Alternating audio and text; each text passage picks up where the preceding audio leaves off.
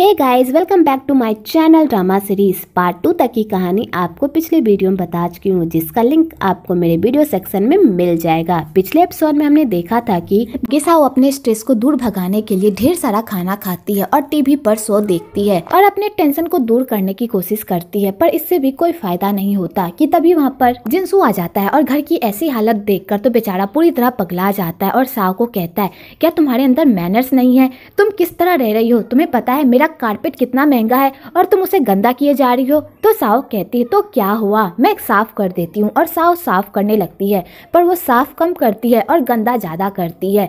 तो जिनसू को ये देखकर तो और गुस्सा आ जाता है। आगे साओ पिज्जा खाने लगती है तो जिनसू उसका पिज्जा छीन लेता है और यहाँ पर इन दोनों में पिज्जा लड़ाई होने लगती है और दोनों एक दूसरे से कुत्ते बिल्ली की तरह लड़ने लगते हैं कि तभी वहाँ पर वही की एंट्री होती है और वही उन दोनों को इस तरह देखकर पूरी तरह शॉक्ड हो जाती है। तो जिनसू वही को समझाता है कि जैसा वो सोच रही है वैसा कुछ भी नहीं है। तो वही कहती है, मुझे पता है तुम्हें सफाई देने की कोई जरूरत नहीं है, वैसे मैं तुम लोगों के लिए खाना लेकर आई हूँ। तो साओ जैसे ही खाने का नाम सुनती है तो वो खाने पर ही टूट पड़ती है।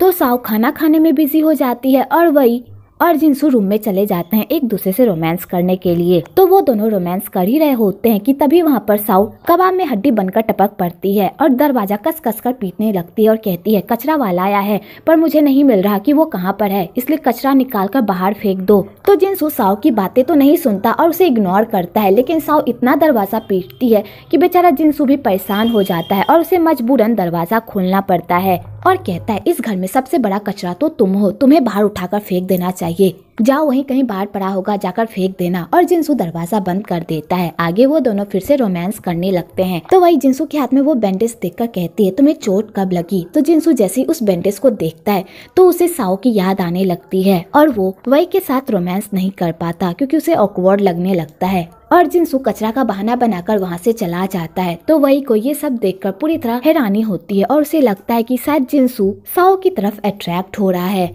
आगे वही को काम का कॉल आ जाता है तो वो जाने लगती है, पर वो जाने से पहले साओ को अजीब तरह से समझा कर जाती है, जैसा मानो कि वो उसे धमकी दे रही हो कि वो उसके बॉयफ्रेंड से दूर रहे, क्योंकि उसका बॉयफ्रेंड ऐसा नहीं है जो किसी भी एरी गैरी लड़की पर मर जाए और वो ऐसी वैसी लड़की नहीं है जो अपना सामान किसी को भी इतनी आसानी से दे दे। और वही ये कहकर वहाँ से चली जाती है। तो साओ को वही की बातें उतनी समझ में नहीं आती क्योंकि वो उसकी बातों को ज्यादा सीरियसली लेती ही नहीं।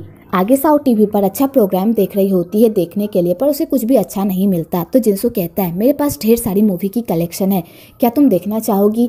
आगे साओ अपने डिजाइनर मूवी की कलेक्शन लगा देता है, जिसे देखकर साओ को तो नींद ही आने लगती है और बेचारी वहीं पर सो जाती है। तो साओ भी उसे छोड़कर वहां से जाने लगता है कि तभी वहां पर एक कॉकरोच आ जाता है। तो साओ उस कॉकरोच को देखकर पूरी तरह डर जाता है और बेचारा सोफे से नीचे नहीं उतर पाता और उसे भी मजबूरन साओ के साथ वहीं पर सोना पड़ता है। अगली सुबह जब साओ की नींद खुलती है और वो जिनसू को अपने पास देखती है तो उसे प्यार वाली नजरों से देखती है कि तभी जिनसू की भी नींद खुल जाती है। तो साओ कहती है, थैंक यू रात भर मेरा ख्याल रखने के लिए। तो जिनसू कहता है, इतनी गलत फहमी में मत रहो, मैं तुम्हारा कोई ख्याल व्याल नहीं रख रहा था, वो तो एक कॉकरोच आ गया था जिस वजह से मुझे मजबूरन यहाँ पर सोना पड़ा और तुम्हारा टॉर्चर झेलना पड़ा। और यहाँ पर भी ये दोनों सुबह सुबह लड़ाई ही करने लगते हैं कि तभी उधर से टोनी की एंट्री होती है। तो टोनी साओ के सामने अपना इंट्रोडक्शन करवाता है क्योंकि साओ को टोनी के बारे में कुछ भी याद नहीं होता और वो जब टोनी से मिली भी थी तब वो नशे की हालत में थी, जिस वजह से उसे टोनी के बारे में कुछ भी याद नहीं होता। तो टोनी साओ से फ्रेंडली होने की कोशिश करने लगता है। तो जिनसू कहता है, तुम जिस काम से आए हो वो काम बताओ और यहाँ से रफा दफा हो। तो टोनी कहता है, हमें वो प्रोजेक्ट बहुत जल्दी खत्म करना होगा, डेडलाइन सर पर है, अगर हमने वो प्रोजेक्ट जल्दी खत्म नहीं किया तो हमें बहुत बड़ी प्रॉब्लम का सामना करना पड़ेगा। तो जिनसू कहता है, तुम्हारे पास यही सोल्यूशन है मेरी प्रॉब्लम का? तुम जाओ, मैं साइट पर खुद जाऊंगा और वहाँ का सारा वेरिफिकेशन करूंगा। इधर साओ जब उस प्रोजेक्ट के बारे में सुनती है तो उसे याद आता है कि ये तो वही अपार्टमेंट है जहाँ पर रेन और उसने अपना नया घर लेने के बारे में सोचा था और शादी के बाद वो दोनों वहीं पर रहने वाले थे। तो साओ ये सब याद करके दुखी हो जाती है कि तभी उसे रेन का मैसेज आता है और वो उसे मिलने के लिए बुलाता है। तो साओ रेन के मैसेज को देखकर पूरी तरह घबरा जाती है। तो जिनसू कहता है, क्या हुआ, किसका मैसेज था? तो साओ बहाना बनाने लगती है कि वो एक स्पैम मैसेज था और साओ जल्दी से रेडी होकर रेन से मिलने के लिए चली जाती है। इधर वो रिपोर्टर जिनसू के घर के बाहर ही बैठा हुआ होता है क्योंकि अभी तक उसे कोई ऐसी तगड़ी न्यूज नहीं मिली होती है जो वो अपने चीफ को दिखा सके और चीफ ने उसे डेडलाइन भी दी होती है कि अगर उसने 1 महीने में कोई भी धमाकेदार न्यूज उन लोगों को नहीं दिया तो उसका काम तमाम हो जाएगा। तो बेचारा रिपोर्टर इसी बात को लेकर जिनसू और वही के पीछे पड़ा हुआ होता है। तो रिपोर्टर सोचता है मुझे अपना टारगेट बदलना चाहिए, अगर मैं साओ का पीछा करूंगा तो मुझे कोई ना कोई सुराग जरूर मिल जाएगा इन लोगों के बारे में। और वो रिपोर्टर साओ का पीछा करने लगता है। आगे साओ जब उस जगह पर पहुंचती है तो वहाँ पर रैन नहीं बल्कि रीना होती है। रीना ने ही रैन के मोबाइल से उसे मैसेज किया होता है और वहाँ पर बुलाया होता है। तो साओ कहती है तुम मुझे यहाँ पर लेकर क्यों आई हो? तो रीना कहती है अगर मैं तुम दोनों के बीच में नहीं आती तो तुम लोग आज एक रहते। मैं तुम लोगों को इस तरह अलग नहीं कर सकती, इसलिए मैं तुम लोगों की लाइफ से हमेशा हमेशा के लिए दूर जा रही हूँ। और रीना साओ को वो रिंग देकर वहाँ से चली जाती है। तो साओ को रीना का इस तरह का बिहेवियर बहुत ही अजीब लगता है और वो रीना का पीछा करती है। तो उसे पता चलता है कि रीना अपने बच्चे को एबॉर्ट करवाने के लिए आई है। तो ये सब देखकर पूरी तरह शॉक्ड हो जाती है। इधर वो रिपोर्टर भी उसका पीछा करते करते हॉस्पिटल पहुंच जाता है और वहां से इन्फॉर्मेशन निकालने की कोशिश करता है। आगे साओ रीना को साइड में ले जाकर कहती है तुम क्या कर रही हो? तुम इस छोटी सी जान को मार रही हो? क्या तुम्हारा दिमाग सही ठिकाने पर भी है या नहीं? तुम ऐसा कैसे कर सकती हो? तो रीना कहती है इसी बच्चे की वजह से मैं और रेन साथ में है। अगर ये बच्चा ही नहीं रहेगा तो तुम दोनों आराम से एक साथ हो सकते हो और मैं तुम लोगों की लाइफ में कभी भी कोई प्रॉब्लम खड़ी नहीं करूंगी। वैसे भी रेन मुझसे प्यार नहीं करता और इसकी क्या गारंटी है कि वो मेरे बच्चे से भी प्यार करेगा? अगर इसकी किस्मत में ही बदकिस्मती लिखी हुई है तो मैं इसे इस दुनिया में आने ही नहीं दूंगी। तो साओ को ये बात सुनकर बहुत ही गुस्सा आता है और वो खींच कर रीना को एक थप्पड़ मारती है और कहती है मैं ये थप्पड़ रैन को मारना चाहती थी, उसने जो भी मेरे साथ किया, लेकिन उसके बदले मैं तुम्हें मार रही हूँ। आज से मेरा और रैन का रिश्ता यहीं पर खत्म होता है। मैं अब से दोबारा कभी भी रैन के पास नहीं जाऊंगी। मेरे और रैन के बीच जो भी था वो आज यहीं पर खत्म होता है, इसलिए तुम निश्चिंत हो जाओ। मैं कभी भी रैन के पास नहीं जाऊंगी और ना ही तुमसे तुम्हारा प्यार छीनूंगी। तो रीना ये सब सुनकर इमोशनल हो जाती है और साओ को गले लगा लेती है और ये दोनों एक दूसरे के साथ दुख दर्द बांटने लगते हैं। आगे वो रिपोर्टर साओ के पीछे इस तरह पड़ जाता है कि उसे लगता है कि साओ और जिनसू का रिश्ता फेक है और उन दोनों में कोई प्यार नहीं, बस वो लोग सबके सामने दिखावा कर रहे हैं। तो वो रिपोर्टर कहता है अगर सच में तुम दोनों एक दूसरे से प्यार करते हो तो तुम्हारा प्यारा पति कहाँ पर है और तुम्हारा प्यारा पति तुम्हें कॉल क्यों नहीं कर रहा जबकि तुम हॉस्पिटल में हो?